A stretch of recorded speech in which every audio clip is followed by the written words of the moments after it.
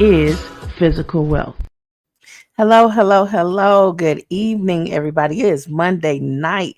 It's August 11th, 2025. Let me tell you, I really appreciate all the people who have stuck in and hung out and waited for this episode. We had some technical difficulties, and yeah, now we're ready. Hopefully everything will go all right. We had some technical difficulties when Eddie did his episode as well. So we're trying, we're figuring it out, we're getting it together. It's a gradual process.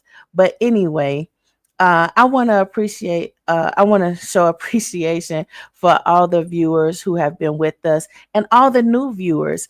Y'all have to hit that notification bell because sometimes life happens, and we have to just go with the flow. But we got you, we'll be on here.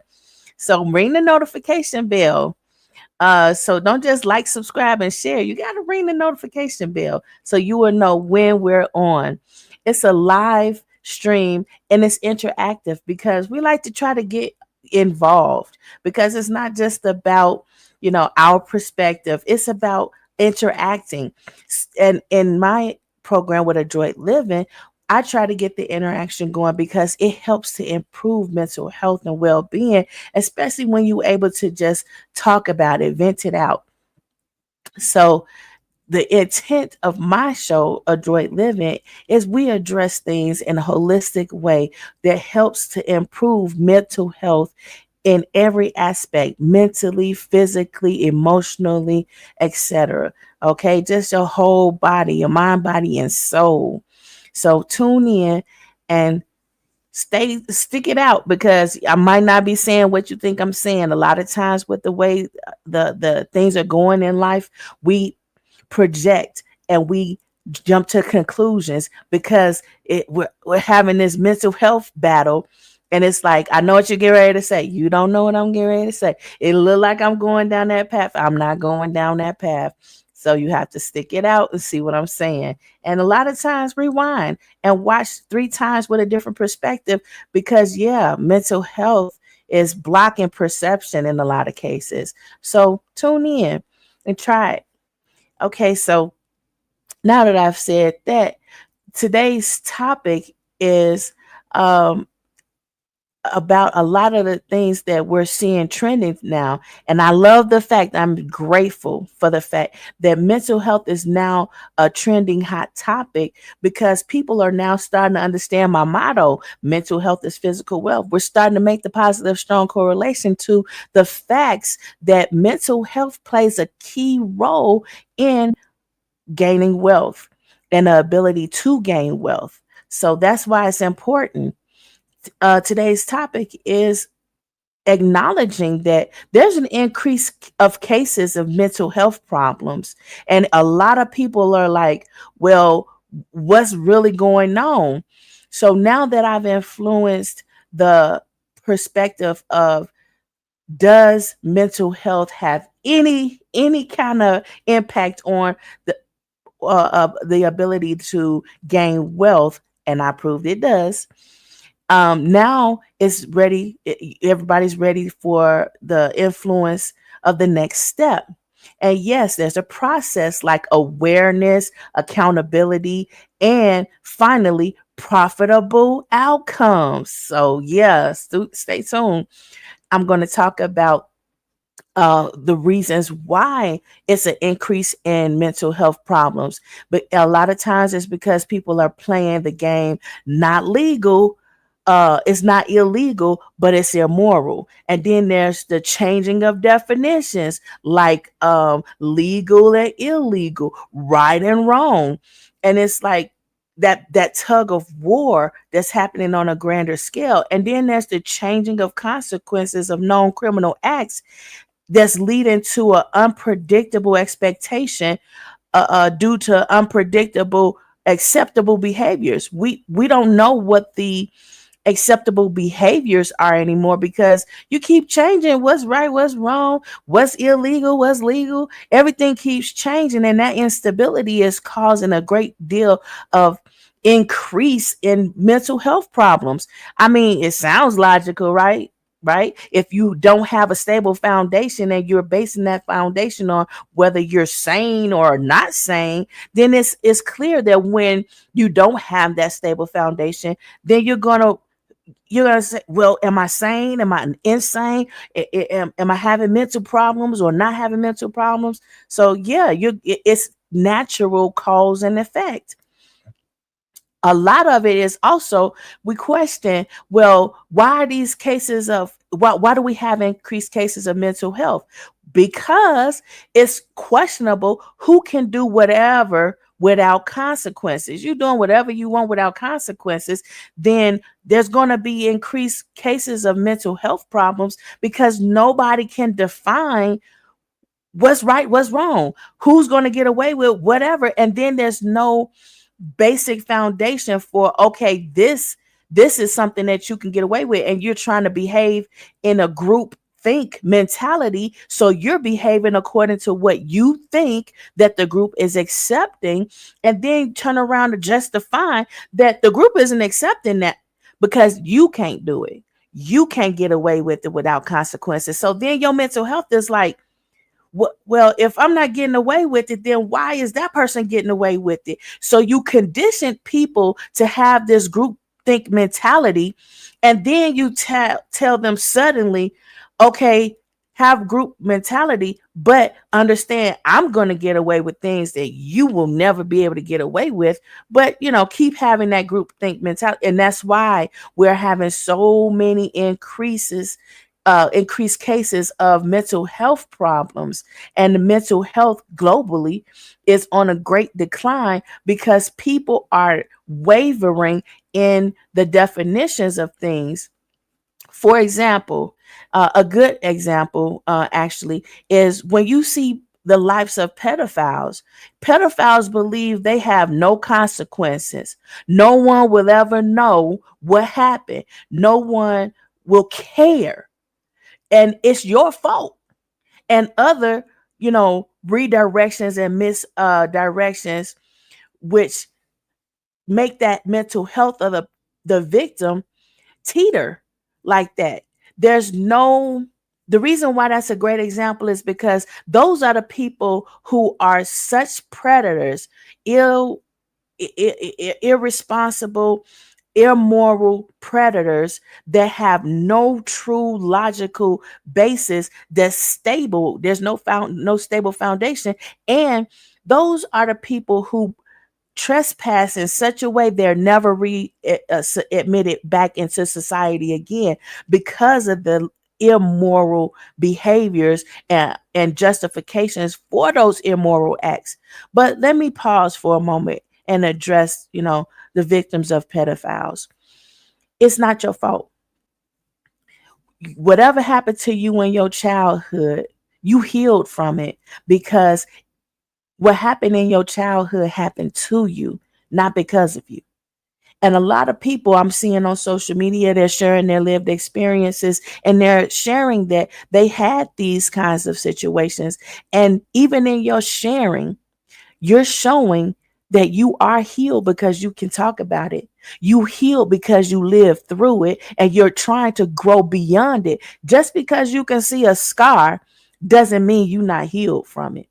Just because you had the experience and the memory of the experience, and just because it may sometimes trigger emotions, it doesn't mean you're not healed from it. You are healed from whatever happened to you, and you were not in control of it. So you have the ability to move forward. You just have to understand you healed. You just got to keep on living, live through it. It's not just you, and it didn't just happen to you. That's why it's a whole problem that we call pedophiles. And that's why they are never allowed to be acceptable in society ever again, because you can't trust somebody who would be such a predator as that. And that kind of situation is the same mentality we're seeing in current events. It's that predatory behavior that has no logic, no justification. And then when the victim says, hey, I understand you're victimizing me, then they turn the blame and say it's your fault. And they try to blame people that may have other authority over you or whatever, and say how they are the ones that put you in a vulnerable position. And it's not necessarily accurate, but it's a misdirect. So you can be focused and distracted on other things like emotional intelligence, the learned failure, learned helplessness, all kinds of distractions that psychologists have already said this is what's happening in this moment. This is what's going on in this moment. That's how we already know. And that's why it's been said we can't go back, because we know the consequences, we know the titles, and we know the theories and the outcomes of these situations. It's not just a diagnosis, it's a prognosis. We have diagnosed that these are problems, and we have prognosis, and that means telling you where this is going to, what kind of outcome is going to happen as a result. Hi, Eric. It's good to see you, honey. Hope you well. Okay, so there's also, you know, the fact that we are having this battle between what's legal and what's moral. Should what's legal also be considered something that's moral? And anything that's immoral, should it be also illegal, or should it not be legal? So we're trying again to redefine these lines, and it's causing such a despair, and it's causing such a disruption with mental health, and it is gravely impacting people's ability to make any kind of living for themselves. It is not just the stockholders, stakeholders, shareholders. It is everyone. It is the consumers as well. And then we see how people are changing the definitions, because that's a part of that redirect, that misdirect, where they're trying to get you off of that topic and say, well, don't talk about that. Don't talk about that. Talk about this. And they throw a whole bunch of balls at you and trying to get you to talk about that because they don't want you talking about this. But that all of that is constantly battling with your mental health, and it's unspoken because you're stifled, because you're being tossed all of these balls, and you're like, well, I don't have a chance to say anything. I keep being stifled. So then you start to act out, you start to react, and a lot of times it's not within your character, and people are not willing to classify it as, well, you just had a mental break, you had an episode, because people are getting tired of hearing that every time something happens that's outside of someone's character, then they have a mental health problem. But that, I'm going to tell you right now, as a psychologist, these are the times we're in, and this is why we are having people change the definition of wrong and right. They say, well, wrong, that's just your truth. There's still my truth. And then there's right and wrong. In a way, well, that's right for you, but it's not right for them. And that's one of those things where we really start to just throw all these balls that don't have nothing to do with nothing but misdirection. And people are subconscious of it, even if they're not totally conscious of it. And it's really messing up people's mental health, and they begin to act outside of their character. And normally it's because people say, well, get outside of your comfort zone. Remember that? That was trending for a long time. And they were having positive reinforcement for you getting out of your comfort zone. But it is not about getting out of your comfort zone. It is about you mentally processing what's happening with your ability to comprehend what's going on with you, and to continue that course, even though you understand that that is not your belief, that is outside of your character. This is not something that you would prefer to be doing. And that's where you have the changing consequences of known criminal acts, because we've changed what's criminal. We've changed to make it seem as if the people who are not in compliance are criminals. You're not complying because you're a criminal. And then they're changing the definition of who's a criminal, who's not a criminal. So it's too many changes happening simultaneously in order for anybody to get a grasp and hold on to a stable foundation. So they're having these mental health problems. And that's why we have an increased number of cases of mental health problems. And it's like, It's uncontrollable expectations due to the unpredictable acceptable behaviors, because you don't know what's acceptable behavior or not, because they keep changing things. So it's logical that you don't know what's acceptable and what's not. It's logical that you question when you see injustices happening and you can't make sense of it. You can't make heads or tails of it, and it's completely illogical. Now you're sitting there like, oh my God, they changing it at what's acceptable. So now it's unpredictable what's actually acceptable behaviors. How in the world are you expected to hold on to your mental health and well-being when everything is changing all the time so rapidly? I'm gonna get into it. People are getting far less restful sleep too. And that's playing a factor into it because of your anxiety. You are overwhelmed with anxiety because it's changed. Everything's changing so fast and so many times and every few seconds. How is it changing? Why do you notice? Well, people are being controlled by their algorithms on social media, for example, which is so basically when you're going on looking for something, it's contradicting what you're actually searching for. Have you ever been on Facebook and heard somebody say you unfriended me, and they're like, I didn't unfriend you, that was the algorithm. And the algorithm controlled what you do and don't do, what you see and don't see, what you can and can't do, what you're patronizing and not patronizing. Think about it. How many times have you seen a viral video and you don't know how that viral video got in your feed? You thinking about that? How it's like it's not content that you're normally searching for. It's not the same content that you are, you know, constantly enjoying and clicking on in order to see. It's not something that you type into your search engine and you're searching for and seeking out. But somehow it ended up in your feed. We saw that with the studies of of the Cambridge studies, when they were talking about how social media was dictating to viewers who to vote for as president. And there was a more extensive study than what they're telling you about, because the general public, they don't really care about the details. The devil's in the details, right? But let me tell you how it's impacting your health. It's impacting your health because those details you need to know, because that's what they created the algorithm off of. Think about that. The algorithm is created by a pattern of behavior. So when you fail to understand that pattern of behavior and you just let the viral video continue to run, because even though it's contrary to what you normally would watch, you have just fed into the algorithm or the contrived algorithm that was set before you that's really toying with your mental health and you don't even know it. It's a lot of people who say things like, I feel like I'm in a psychological experiment.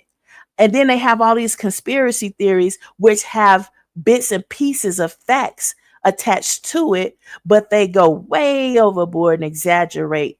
So then they become incoherent because it's like, man, you just really went left field with it. I was on board with you before you went that far. But stay focused. Stay focused because, yeah, track it. Track it for yourself. Examine yourself and track it, because people are being controlled by algorithms which contradict their pattern of behavior, causing mental declines, which exhibit itself in oftentimes emotional and physical uncharacteristic behaviors. And that's derived from your subconscious and it's displayed consciously, even though you think you're doing something that's like, oh, okay, I'm willfully doing this. No, it was subliminal. And that's the thing about it. Subliminal information was trendy when the development of the radio became popular. They tried subliminal messaging. And when television finally became popular, they tried it their hand at subliminal messaging. Now computers, wait, they did it with phones too. That was the original spam calling. Back when you would get, a random phone call, you pick up the phone, the landline, and it's a computer on the other end saying, You know where your children are. It's 10 o'clock. It wasn't just on the television. It was on the phone too. But then when the television developed, they did it on the television too. It was that subliminal messaging that was telling people, are you being a good parent? Are you saying no to drugs? And it's real judgy, just judgy. And you want to have that instant gratification because that's the objective. That's the psychological objective, that instant gratification. You want the gratification to say, yes, I am doing good. Yes, I do know. Yes, I do know where my children are. And it's 10 o'clock. Yes, I do say no to drugs. And that instant gratification is what you're chasing after. Subliminal messaging. That's the objective of that. So now you have computers. How do you think they doing it? How you think they implementing the subliminal messaging in the use of computers now that the computers are popularized and everybody has one on their phone? Well, psychologically, what is happening is being controlled and being studied on a grander scale that you're not being privy to because you don't display interest in knowing such details. For example, how many people have actually read the Cambridge studies about how Cambridge took the studies of how social media influenced the election of President Trump the first time? Crickets, right? Nobody's doing that unless you're a student in school and they give you an assignment that's partially or wholly assigned to you to say, oh, go find this out, go figure this out, look more into the details and find some conclusions and predictions and things like that. Unless you're a student, you really don't have that kind of detail or even interest in the details a lot of times. Some people, they do because they just want to see, but on large, a lot of people do not know. They're not going and look at all that. But if you track your algorithm and examine yourself, how many times have you found yourself looking at something on social media that was outside of your normal viewing selection? I have often. Sometimes I'm watching something or even playing a mobile game and a flash of an ad that I've never seen and have absolutely no interest in comes up on the screen. Sometimes when you're watching YouTube, they'll give you something, or even when you're scrolling through TikTok, they'll give you a video and then at the bottom they'll say, were you interested in this ad? Were you interested in this video? Were you interested in this reel? And that's how they're constantly building up. That right there alone is like in self-incrimination. They're basically telling you, I just snuck something in on you. Did you like it? Do you want to see more of it? So you don't judge me and don't think of it like, oh, I have this whole conspiracy theory. Track it for yourself. I'm telling you. And this is one of the contributions to why we are having such a greater decline in mental health. People doing these things and they don't know what they're doing with it. So that's why we have these particular academic studies where people are going in and finding out the greater details and then making those alterations, but the alterations don't occur fast enough to prevent the damages that's done. And then when they committed the acts and it caused damage, it's like, okay, now we got to go and find out what the damage is. So there's another long study for that. Then they have another long study for, okay, how do we fix these how do we make the corrections that's necessary?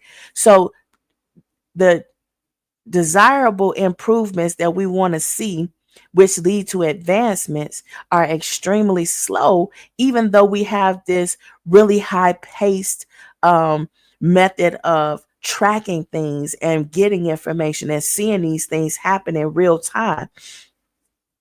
We're seeing these viral vines and social media feeds distracted, and it's altering your moods, it's altering your behavior, and it's occurring at such a high ratio in a short time span. As a scientist and psychologist, it's fascinating to observe it from my perspective. Not that I'm in agreement with it, but it is absolutely fascinating. And you cannot get these phenomenal results at any time because it's immoral. I'm just gonna say it's immoral. But if you think about it, you watch a TikTok video, it's no longer than like 5 minutes a lot of times. So within that short span of time, you have an emotion. Okay. You think about it. There's a social media influencer known to trigger certain emotions, beliefs, and reactions. For example, there was one social media that was really popular. He was talking about personal relationships. He made the viewers, I'm not going to call them victims, feel better or worse about their situation whenever they would divulge what was going on with them in relationships. And then there was a heightened emotional awareness, a heightened awareness of how you were emotional about the situation. And he played on them people's emotions. And then there was the possible increase in the learned helplessness concept. Learned helplessness. That's when you are made aware that you keep failing despite your efforts. And despite your efforts, you feel like, okay, if it's not going to be effective, then I just quit. I give up. I feel helpless. Now you've learned helplessness. And that's pretty much the foundation of what that influencer was having before he passed. I don't even understand how people was constantly watching him, but a lot of times it's because without what was happening is it was in the algorithm. It was being pushed to people who would never have clicked on it in the first place because that was what they wanted you to see. They wanted that to go viral. So they pushed that. And it was up to the viewer to click off of it, scroll off of it, swipe left. It's like a dating app. You have a whole bunch of people on this app and you swiping left like crazy, swiping left like crazy. That's what you need to be doing on this algorithm when the social media, because they're pushing things they want you to see as opposed to the things you're requesting to see, if that makes any sense. And then you have influencers that talk about new challenges. And those are distractions hinged on the misdirection using instant gratification of competition, belonging, feelings of belonging, etc. Because you're like, oh man, I'm feeding my the part of you that wants to just have fun, don't care about nothing else. Let's just have some fun. Let's just forget about everything. Let's just have fun. Instant self gratification as much as possible, and overindulging in that. And they present like some dances, for example, and there's instant gratification in you learning those dances, and you're like, man, I got it. But you go through some emotions trying to get it down. And all the while, you're giving that video viral um, uh, rep because the repetition in which you're viewing it, so that you can get that challenge done right, so you can get that instant gratification. And then there's the aspect of it where sometimes the challenge is helping children or helping the homeless or somebody in the vulnerable community and posting it on social media, going live, doing that particular act, because there's a self gratification about it that you're seeking, that you're chasing, because that's what viewership of those things is giving you. And then less than 2 minutes, maybe less than 15 minutes, you have another video that you're seeing that changes your emotion yet again within a short frame. It's a one of influencers that's known to talk about cute stuff. Anything that's cute animals. Oh, such a precious little animal. Look at what that animal did. Did it open the door all by itself? Oh, look at the cute little baby. That baby talking. And now they got these really cool videos where the babies are like newborn, just fresh out the womb, and they talking, and they're having a whole interview or walking and all kinds of things. Those little cute little videos and that's it's having an emotion. It's causing you to have some sort of emotion, really quick emotion. And then you have those cute human kindness or dreams come true type of videos where you're like, oh my God, I just felt that deep within my soul. That was wonderful. My faith in humanity is restored.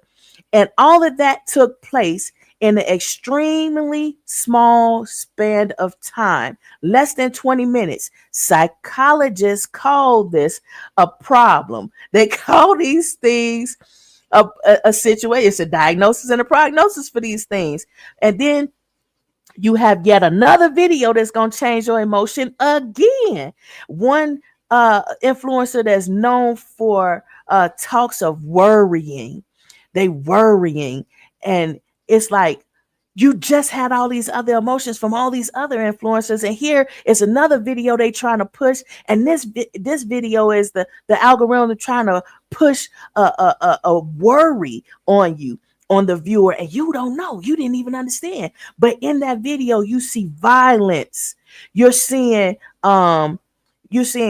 price increases and people losing their jobs. So the price is increasing, but the ability to secure funds and income is decreasing. It's creating that sense of worry. And then you have the blatant learned helplessness theory applied in that particular scenario. So all of these things are building up on each other all within 20 minutes. And you wonder why is there so many increased cases of mental health decline? It's not it's not hard. It's not hard to figure it out. It's not hard to pinpoint what is happening. And you are in control of that. But you have to understand to recognize and accept accountability so you can make the corrections.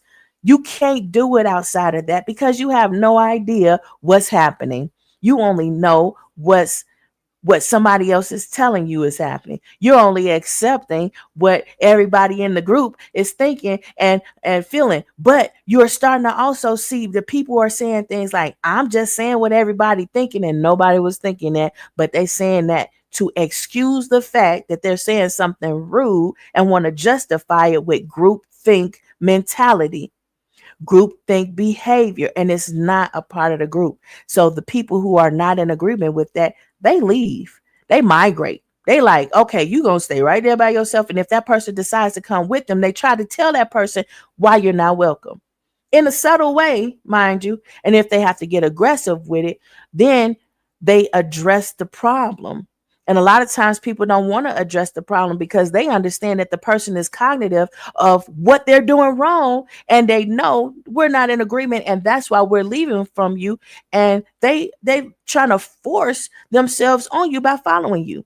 And that's when you get that aggressive, uncharacteristic reaction because it is a response to now blatantly being forced to do things you are not comfortable with, and there's no other way out. There's no other way to avoid it other than blatant, outright violence because people feel like that's what you understand. I remember my dad saying, he was like, Tina, sometimes you just got to curse people out. And he didn't say it that way. He used a lot of expletives, and his logic in it was you have to be blatantly, point blank, period, can't be confused about it. I am angry with you, because it can't be thought to be miscommunicated in any other way. And a lot of times it comes down to the only way people gonna understand is if they curse you out. And if you don't understand that, then people gonna put their hands on you. If you don't understand that, then it's gonna get worse than that. And they keep accelerating, and it's at a higher ratio than what was previously done because you're being conditioned by your algorithm in order to have that short fuse. Your fuse is far shorter. Your attention span is far shorter. Everything's happening so fast, and it's that instant gratification. Oh, I'm happy. Oh, I'm sad. 2 minutes later, oh, I'm feeling for emotional deepness for humanity. The next 2 minutes, oh, this is so adorable. In the next 2 minutes, and you going up and down in that scale, and it's messing with you. It's messing with everybody. And then let's think about the people who already wasn't stable. Let's think about them. They already wasn't stable. And now you really messing with those people? Like, whoo, you was one problem away from going postal. And now this, so that's why you already having a lot of people who were exhibiting that before now. And now you're having it more increased cases because people are being put in a position where they would normally be able to avoid it, but now they have to address it because you're following them. You're not giving them any rest, any distance between you and them. And you're pushing it on them. You're forcing it on them. And they're like, no, we're not going to do that. Sudden changes in emotion has a mental diagnosis.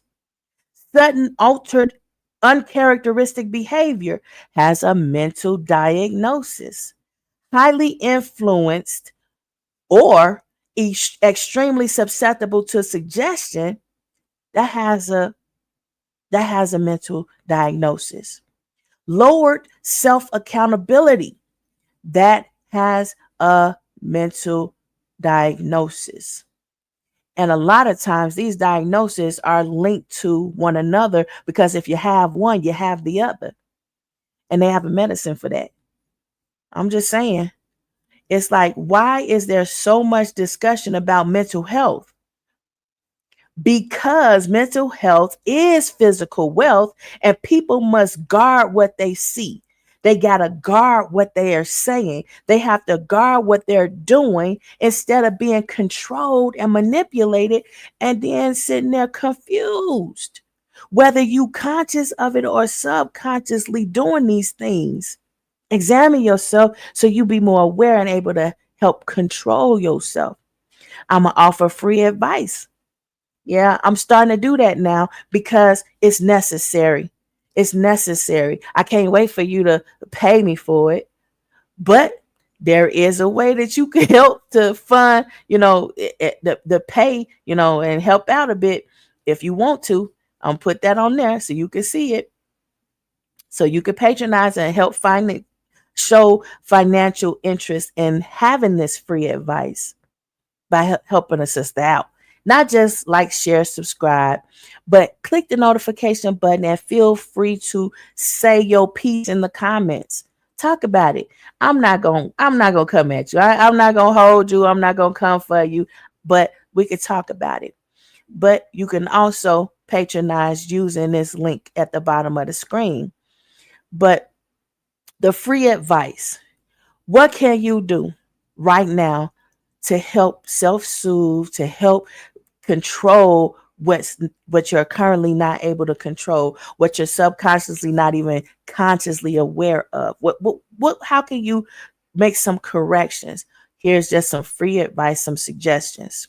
You could control your own algorithm to control your mental health by staying aware of sudden changes. You Google something, and sometimes that the information that comes up is something that you don't want nobody seeing because you didn't intend to search that, but it's there and it's under your search history. Don't wait a second longer. Don't even scroll to keep looking at it to patronize it at all because it's being counted. Computers count everything.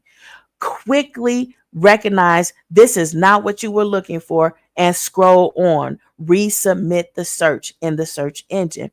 A lot of times when you're searching for something in the search engine of Google, you'll type in that information. And what happens is Google will say, okay, I'm going to put in the forefront what I want you to see because that's the way the algorithm was written. They want to push a particular thing so that their patrons will say, okay, I'm going to use this search engine. I'm going to patronize Google. So Google will put my information at the top of the list. So it makes it more difficult for the viewers to actually find what they are looking for instead of what's being pushed for them to see. Soon as you see that, don't patronize it. Go it directly for what it is you're looking for, what you're actually searching for. Another thing you can do, focus on your goals and align yourself with like minds determined to focus on goals, your mutual goals. For example, I have found so much love in the homeschool group communities, and the military group communities, and the marital group communities, things that I represent. People who have joined those communities have the mindset which align with my goals. And because I'm patronizing those particular groups, I am basically finding that I'm able to control my emotions a lot better because I am controlling what I'm seeing. I am controlling what I'm doing. I am controlling who I'm patronizing. I am in control. The more control you have, the better your mental health and more stable your mental health. So there's that. Then there's the also the way to help is you have to relax more often. And we're not relaxing because we're like, oh, I got to get this done, I got to go do this, I got to do that. You need to relax more often. You need to relax more often. I can't say that enough. I can't press that enough. You may not be relaxing just because you're sleeping, and that's why you're waking up and you don't have that restful sleep. You're not necessarily relaxing because you're in the club kicking it, dancing, or drinking. You have to actually relax. Be conscious of, am I relaxing? No, I'm still tense. Try to relax. Even if it means canceling schedules, having rain checks, delaying your gratification, spontaneous vacations or staycations. You have to find a way to relax, even if it's outside of your schedule. For example, have you ever had a soak in a bathtub full of Epsom salt? I don't care if it's a brand name Epsom salt. It's just a tub full of Epsom salt. Let me tell you, I have done that, and I didn't realize it was an old school person who told me, an OG, and they was like, yeah, just get yourself a bath and put a bunch of Epsom salt in it and just soak in there for 10-15 minutes. Baby, I soaked in there for 15-30 minutes, okay? And when I got up out of there after 30 minutes, it's because I had to, so I go to sleep. So when I got up out of that bath of Epsom salt, I didn't realize how relaxed my entire body was. I didn't realize I was that tense. My legs was weak. Okay. Now, ladies, gentlemen, if you have a mate, let me tell you, get them that Epsom bath salt soak. And when they get up out of there, touch them, touch them. They're going to be far more sensitive to touch, far more receptive to receiving touch because they are completely relaxed. I didn't have no legs coming up out of that water, okay? I carry me, help me limp to the bed. And while you doing that, I'm like, man, you smell good. It's the pheromones. It's not anything else. Man, you helping me out. That touch feels really good. Suddenly, it's like all these emotions that you really cognitive of that you weren't cognitive of before because you were tense, you were stressed, you was tight, you was like, oh, I'm so stressed. I don't even realize I'm not relaxed. I thought I was relaxed, and you can't relax. And let me tell you, I'm just gonna put it out there. That big O you chasing from that touch, you gonna get it after that Epsom salt bath soak. 15-30 minutes, because it's going to relax your body. It's something about those salts that is relaxing your muscles. It's relaxing your skin. It's making your skin supple and soft and tender, and you're going to enjoy it, and you're going to understand then the difference between if you were really relaxed or if you were just calm. There is a difference. I'm just saying. That's a little free advice. And Another thing, be more aware of things you may be unknowingly overindulging in. You may be what is it? You may be massing something which is better to address than to keep yourself, harming yourself because you keep indulging in that thing, or overindulging because you're neglecting addressing the thing that you're trying to avoid because you're overindulgence, and that's leading to you overindulging. I'm gonna try to explain it a little bit better. When we are not aware that we're overindulgent, we're masking the fact that we're not. It's something that's happening that we're not addressing. We're avoiding it. And because we're avoiding it, we're neglecting to address the thing that's causing you to say, okay, I need to just go party. I need to just go get away. But when you come back, it's still there. And how do you address that? You got to do it head on. You just got to face it head on. Get you a little help. Get somebody next to you that's more supportive emotionally or physically or whatever, and address it. Be more aware that this is something that you're doing, so you can be able to relax and enjoy some touches and enjoy some feelings and enjoy some alone time if necessary. Also, be more mindful and aware of things and the responses you have to them.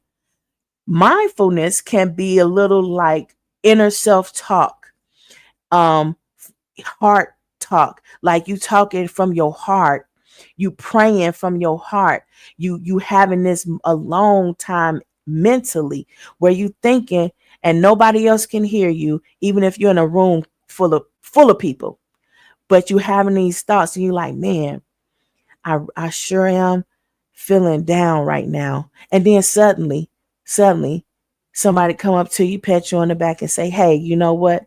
You looking real good. You was sporting that hairdo. Ooh, who cut your hair? They give you some sort of inspiration, some sort of feedback that feeds you and lifts you up and fulfills you all at the same time. That's that mindfulness. That's what's happening when you're having that self-talk, that inner heart prayer, where you like being honest with yourself, because you're being more mindful, you're being more self-aware. Awareness derived uh after things that lead to more deliberate behavior, which truly reflect your character and less mental health problems and consequences, because you're more deliberate now, because you were more aware. And now, even though you might be outside of your comfort zone because the things you're aware of didn't make you feel so good, you're like, man, that was so out of my character. I don't know why I behaved that way. Address it. Don't neglect it. Don't avoid it. Address it. You know what? I don't know what was happening with me. I was watching some stuff and I didn't even know how it impacted me. But now I'm starting to be more aware of it. I'm starting to be more conscious of it, so I can start to be more deliberate and be more myself and stabilize my mental health, because I didn't even know that you don't just end up being crazy because you're crazy, that there's a process. I thought people was just, oh, you crazy because you're crazy. No, it wasn't that many crazy people. No, it was not that many people who had mental health problems. No, it was not. All these things that you're saying, you're right. It wasn't like that before. What happened? Something happened. It was a gradual process. And that's how they got there, because they were not aware. They were subconsciously reacting and responding, and they had no clue how they got there. It's a lot of really, really good people out here, and they are teetering on proper mental health and desirable mental health because they're backed into a corner, and they can't get away from. They can't separate themselves from that thing that's chasing after them, even though they're saying, I don't want to be a part of that. And they remove themselves or try to remove themselves from that environment, but it's following them. This person is saying, I'm saying everything that everybody in here is thinking, and everybody in here is like, no, we're gonna go over here. And this person following, like, no, don't follow us. You stay over there. And they're not getting the point, and they trying to force themselves on you. So now you got nice people acting uncharacteristically violent, because that's what that person who think that they're saying everything everybody else want to hear, that's the only thing they're gonna understand. And you start to understand that at a certain point when they're not getting the hint, when they're not accepting that you said no, when they're not accepting that you said, I don't want to see that. Don't show me that. When they're not accepting the accountability that they're your problem, not you, and they're trying to blame you. You have no other choice. And that's why you have so many great people, so many nice people, so many people who wouldn't act that way are starting to say, man, I didn't even know that quiet person. I never would have seen it coming. I would have never expected that quiet person over there would have done such a horrendous thing. Look at Luigi Mangione. Is that his name? He that brother fine, and he messed up because he mentally snapped, and now he's so fine, and all that fineness is gonna go right out the window because he had a mental health break. We don't even know, as scientists, we don't even know how to separate whether that was something that was a contrived behavior, and that's the reason why he behaved that way, and it's uncharacteristic of his behavior, or if it would happen again if given the opportunity and the right consequences. You see, so we are not able to differentiate whether you're a good person that did something bad or whether you're a bad person who did something bad.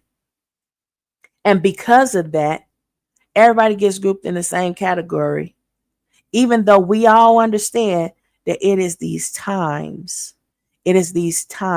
of immoral behavior being forced on good people that's causing the increase in mental health problems. So mental health problems are skyrocketing because we know, but we are not implementing the things we know. We're not implementing, and we're justifying why we are not implementing those things. It's like when the Kool-Aid vendor calls the patrons stupid for drinking the Kool-Aid. Did I just sum it all up for you? Let me do it again. It's like when the Kool-Aid vendor, the person who's selling the Kool-Aid and telling you to drink it, knowing what it is, then they call you stupid for drinking it. You think that's going to happen without consequences? They do. They think it's going to be no consequences involved. So then when that expectation is not the reality that they live, because nobody's doing that. Nobody is going to not hold you accountable, and you just call them stupid. So now they have to prove they're not stupid. Now they have to prove, it's a whole long laundry list of things they got to prove because you've challenged them. You've purposely harmed them. Then you told them, ha, pointing in their face, laughing at them, making fun of them. And you think there's not going to be consequences to that can be defined as skyrocketed mental health problems. I don't understand how anybody is making that correlation. That's not linking. That's not making sense. That there's no possible way, none, that you don't end up concluding that yep, that's gonna cause some mental health problems. Yep, skyrocketing problems right there. And you can't blame a person for their reaction to these immoralities, these immoral behavior. You can't blame them and say, well, that person crazy. You can't do that. But that is what we're doing. That is in large what we're doing when we try to blame somebody and say, yeah, I changed the rules on you. What you gonna do? And then that person says, oh my God, I just can't take it. I can't take it. And boom, they're not even conscious of what they're doing, what behavior they're responding in. They don't even know. And then suddenly they're left there with a bloody knife over a corpse. And they're like, I don't know what happened. Meanwhile, somebody telling you, yeah, we tired of you using the excuse that you having mental health problems. We tired of hearing about all these mental cases. We tired of that excuse. It's not an excuse. This is what is happening, and it is a well-known situation. It's a well-known prognosis. It's a well-known diagnosis. It's well-known studied because we've studied the Holocaust.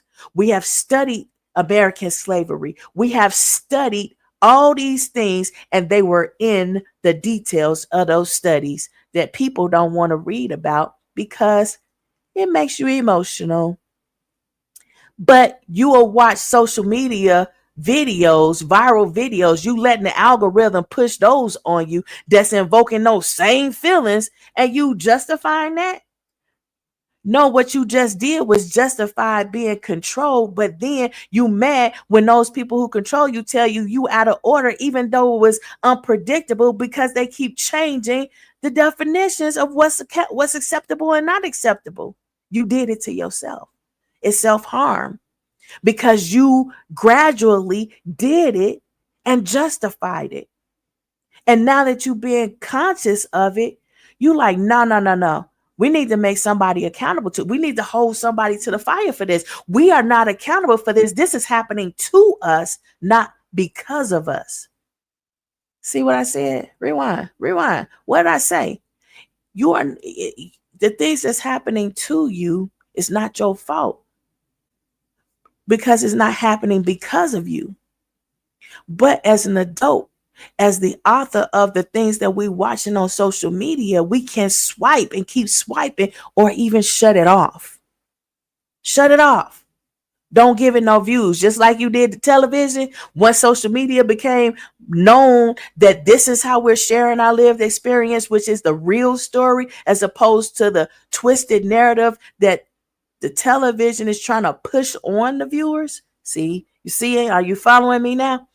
We're seeing that same thing with the computer, and how they're trying to push what they want the viewer to see as opposed to what the viewer is searching for, and trying to control what they're seeing and what they're hearing so they can control how they're feeling and their emotions and their mood swings.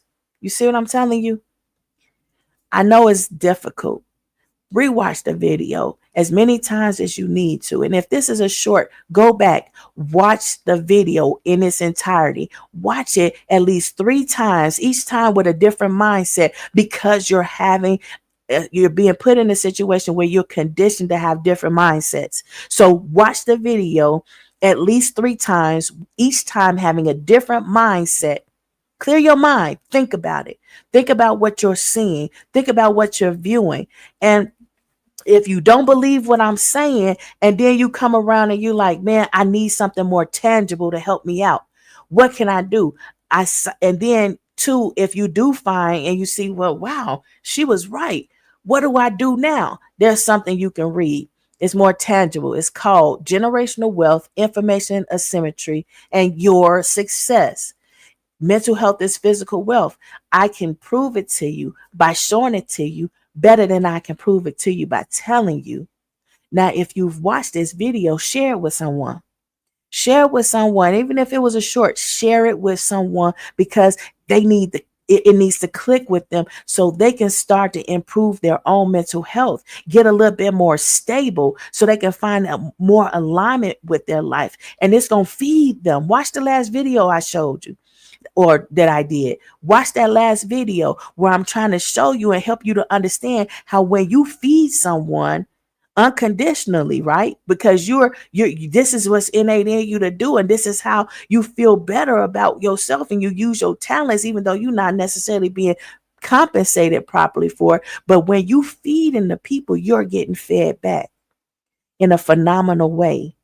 And that phenomenon is something that you're subconsciously and at times consciously chasing all the time. And sometimes you're overindulging in other things because you're chasing that like high. But it's nothing like the real thing, baby.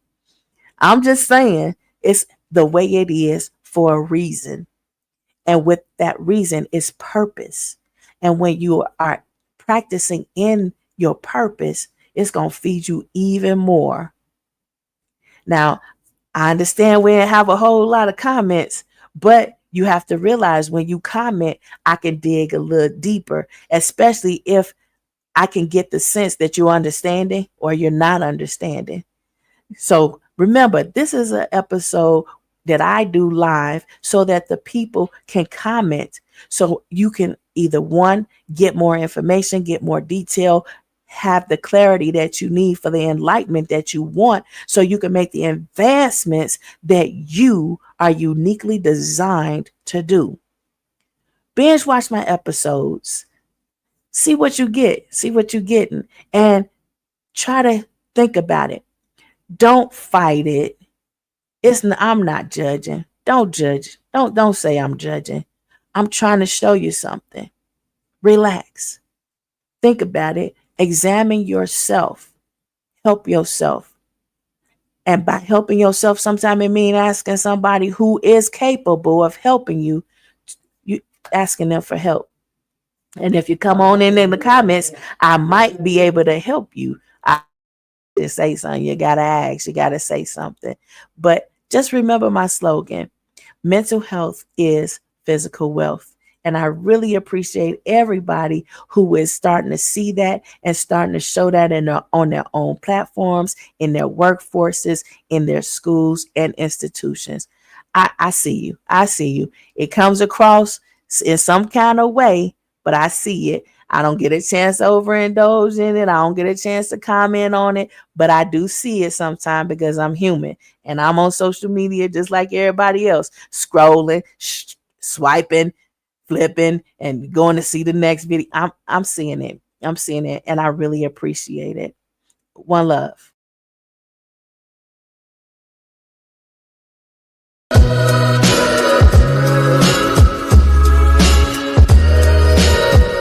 Mental health is physical wealth.